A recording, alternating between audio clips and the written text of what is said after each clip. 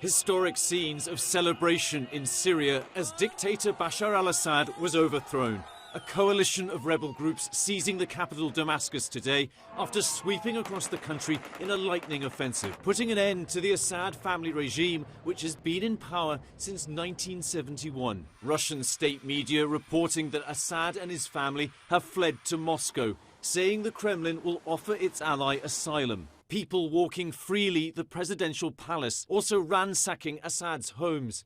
In the streets, jubilant crowds celebrating as regime forces appeared to melt away. Emotional scenes as the rebels broke open Assad's notorious prisons. Such scenes were considered unthinkable less than 2 weeks ago when the rebels, led by an Islamist group, launched their sudden offensive.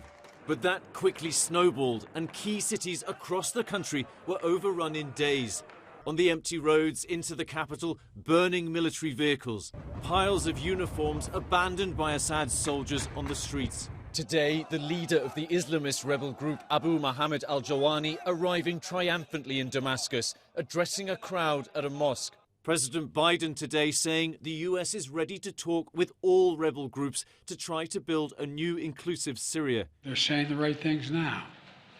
But as they take on greater responsibility, we will assess not just their words, but their actions. Israel's Prime Minister Benjamin Netanyahu, whose country borders a part of Syria, announcing the Israeli Defense Forces had seized a buffer zone inside Syria, saying it was to secure Israel's border. President-elect Donald Trump saying the US shouldn't intervene. Around the world, celebrations from exiled Syrians.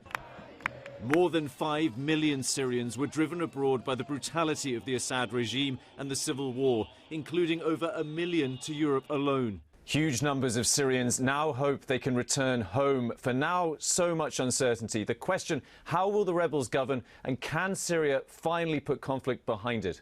Patrick Reevell, ABC News, London.